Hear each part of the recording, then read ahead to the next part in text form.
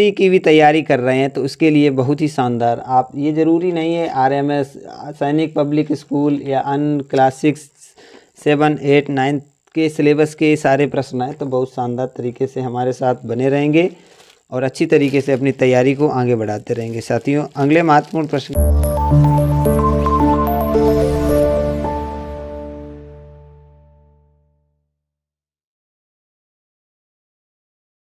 की तरफ चलते हैं और उसे हम हल करेंगे। अगला महत्वपूर्ण प्रश्न हमारा क्या कहता है, आइए इस पर चर्चा करते हैं। देखिए, अगला महत्वपूर्ण प्रश्न हमारा यहाँ पे कहता है प्रथम 4 अभाज्य संख्याओं का योगफल क्या है। अब जो हमारी प्रथम 4 अभाज्य संख्याएं वो क्या क्या होती हैं, अभाज्य संख्याएं हम किन्हें कहते हैं, तो आइए देखते हैं। पहले प्रथम 4 अभाज्य संख्याओं के बारे में हम थोड़ा लिखेंगे। यहाँ पे लिखेंगे प्रथम 4 अभाज्य संख्याएं। कौन कौन सी भैया हमारी अभाज्य संख्याएं होती हैं, आप कहेंगे 2 होती है, 3 होती है, 5 होती है और 7 होती है। यही तो हमारी 5 प्रथम अभाज्य संख्याएं हैं। कौन कौन सी, 2, 3, 5, 7 और इनका जो योग होगा 3, 2, 5, 5, 10 और 7, 17 हो जाएगा। कितना हो जाएगा, 17 हो जाएगा। और यही हमारा इस प्रश्न का आंसर हो जाएगा। यहाँ पे 17 है तो डी ऑप्शन इसके लिए बिल्कुल सही होगा। अमित जी, आपका भी बहुत बहुत स्वागत है। 1, 2, 3, 4, 5 नहीं भाई, हमने बात किया है प्रथम 4 अभाज्य संख्याएं, तो यहाँ से अभाज्य एक नहीं होती है, ठीक है, एक अभाज्य संख्या नहीं है। अभाज्य संख्या 2 है, 3 है, 4 है, 5 भी नहीं है, 4 अभाज्य नहीं है। तो यहाँ पे 1, 2, यहाँ पे जो होगी आपकी 2 होगी, 3 होगी, 5 होगी, 7 होगी, 9 नहीं होगी, 11 होगी, ये अभाज्य संख्याएं होती हैं, ठीक है। 11 के बाद होती है हमारी 13 के बाद 17 के बाद 19 के बाद 23 के बाद 29। तो इस प्रकार की जो संख्याएं होती हैं उन्हें हम अभाज्य संख्याएं कहते हैं अमित जी, ठीक है। तो हमारे पास जो हमने आपको बताया है अमित जी, देखिए 2 है, 3 है, 5 है, 7 है और इन संख्याओं का जो योग है वो 17 है और हमारा जो ऑप्शन सही है वो यहाँ पे 17 है, ठीक है। तो आप आशा करते हैं ये यहाँ तक आपने समझा होगा। जो आपने संख्याएं लिखी हैं इन संख्याओं को हम प्राकृतिक संख्याएं कहते हैं। चलिए अमित जी, बने रहिए और अपनी तैयारी को आगे बढ़ाते रहिए। कोई प्रश्न में डाउट है तो ज़रूर पूछिएगा, आपका कमेंट सीधा हमारे पास आएगा। तो जो भी साथी कोई कमेंट करेगा तो सीधा हम उसका भी जवाब देंगे ज़रूर। चलिए चलते हैं अगले महत्वपूर्ण प्रश्न की तरफ। यहाँ पर एक ये दिया है समीकरण और इसे हमें हल करना है, ठीक है।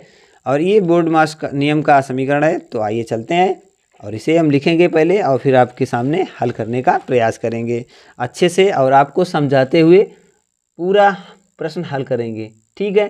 तो कहीं नहीं जाइएगा, बने रहिएगा। सबसे पहले इस प्रश्न को लिखाने का प्रयास करिएगा। 3 छोटा कोष्टक 13 है, प्लस का 6 है, गुणे का 7 है और इसमें डिवाइड बाई है तो डिवाइड बाई लगा देंगे। 11 है और गुणे में फिर 3 है छोटे कोष्टक के अंदर, इसके बाद फिर -2 है और एक 12 है, 12 के बाद -4 है, गुणे में 2 है और इसे हमें सरल करना है, ठीक है।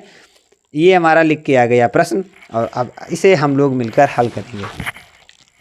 तो साथियों, यहाँ पे आपने देखा है कि हम सबसे पहले बोर्ड मास नियम के बारे में थोड़ा जान लें और समझ लें कि बोर्ड मास नियम हमारा क्या कहता है।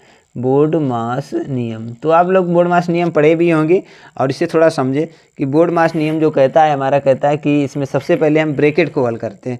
तो सभी जो ब्रैकेट हैं हम ब्रैकेटों को हल करेंगे, ठीक है। बोर्ड मास नियम जो हमारा ब्रैकेट को हल करने का कहता है, तो आइए इसके हम ब्रैकेट को पहले हल कर लेते हैं।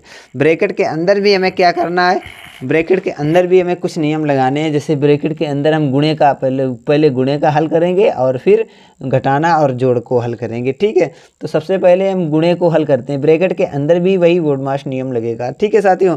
तो आपको इस प्रकार का जब भी कोई सवाल दिखाई दे और समझ में ना आए तो उसे अगर सही से उसका आंसर लाना है तो उसमें बोर्ड मास, अब यहाँ पर भी हम बोर्ड मास नियम लगाएंगे। बोर्ड मास नियम कहता है सबसे पहले गुणा को हल करो।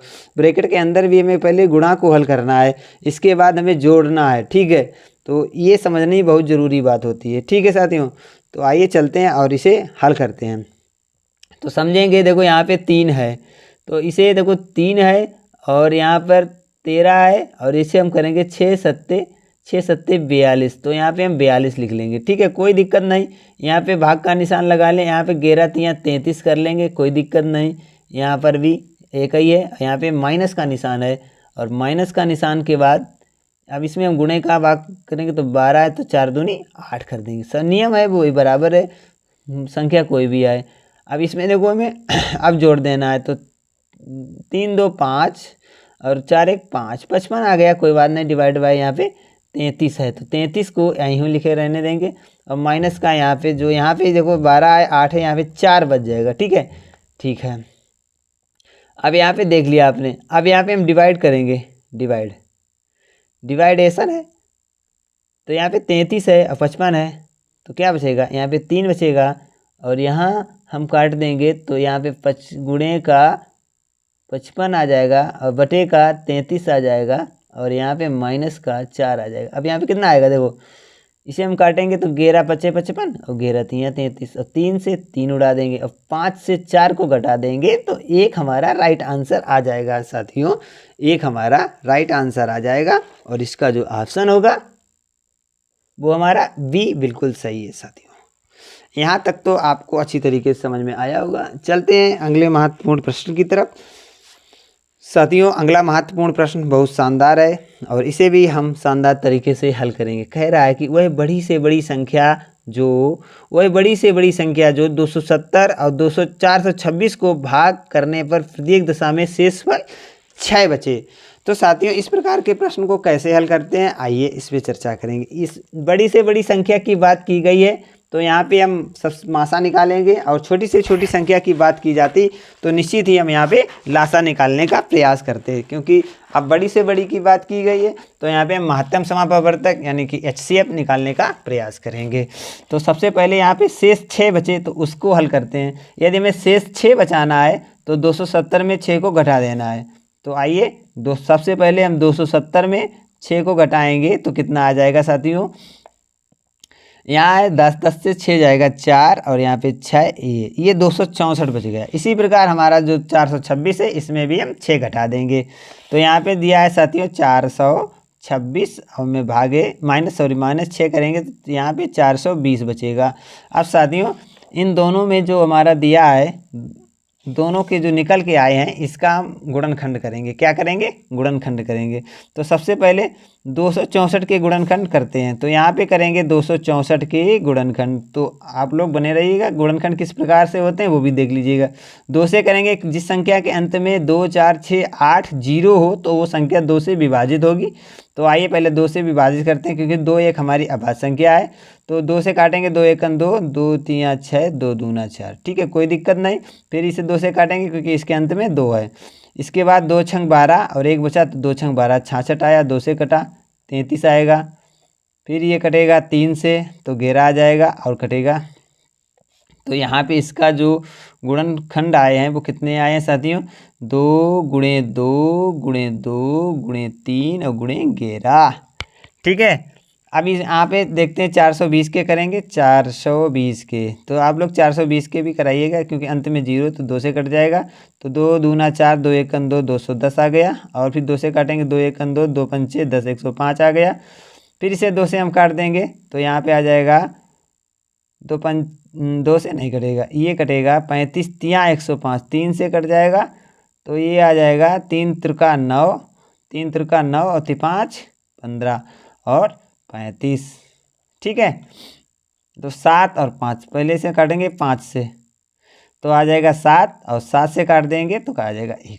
ठीक है, तो इसके जो गुणनखंड निकल के आए हैं वो 2 गुणे 2 गुणे 3 गुणे 5 और गुणे 7। ठीक है साथियों, अब यहाँ से हमारा जो मासा आएगा क्या आएगा, 2 तो 2 2 मिल गए और 1 3 3 मिल गए। ठीक है, यही तो मासा है। मासा मतलब होता है HCF हाईएस्ट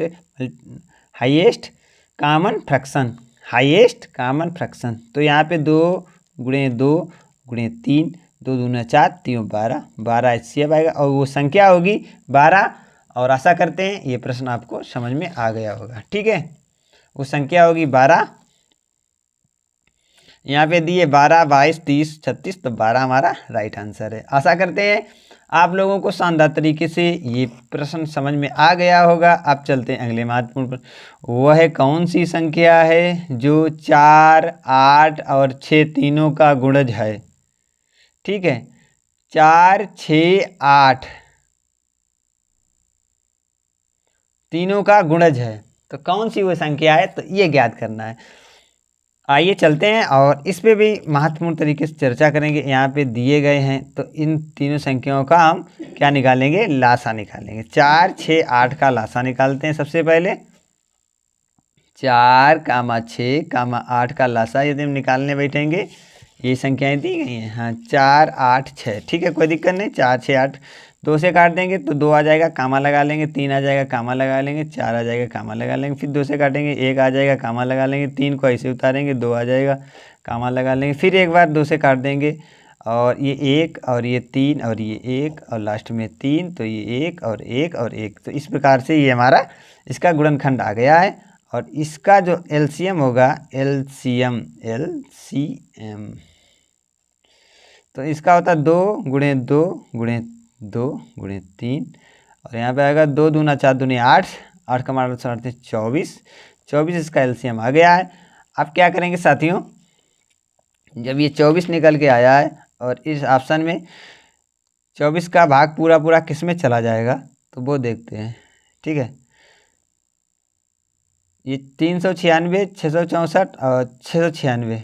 ठीक है, तो यहाँ पे क्या करेंगे, किसी भी संख्या में यदि हमारा 24 का भाग किस में जाता है देखते हैं। सबसे पहले इसमें देखेंगे तो वही संख्या तो हमारी इसका गुणज हो जाएगी। ठीक है, क्योंकि हमें आप क्या दिया, ऑप्शन दिए हैं। अब ऑप्शन के लिए हमें क्या करना है, 24 का भाग देंगे पहले 396 में।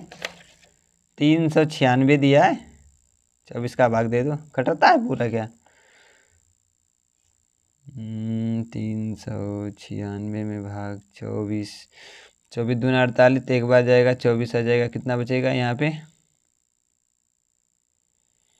यहाँ पे जो बचेगा साथियों, 9 में से 4 जाएगा, 5 बच जाएगा, और यहाँ पे बच जाएगा 1। ठीक है, यहाँ होगा 156। अब क्या होगा साथियों, 24, 25 चक्कू 100, 6 बार जाएगा, तो ये हो जाएगा 126। तो ये पूरा पूरा नहीं कट रहा, तो इस प्रकार से पूरा पूरा हमारा ये कट जाएगा। जो सी ऑप्शन है इसमें 996 है, ये 24 से पूरा पूरा कट जाएगा। और ये 3 संख्याओं का जो अभाज्य गुणनखंड है, और यही हमारा सही ऑप्शन है। सी ऑप्शन इसका बिल्कुल राइट होगा। आशा करते हैं ये प्रश्न भी आपको अच्छी तरीके से समझ में आ गया होगा। तो आइए चलते हैं, आज का सेशन यहीं समाप्त करेंगे साथी।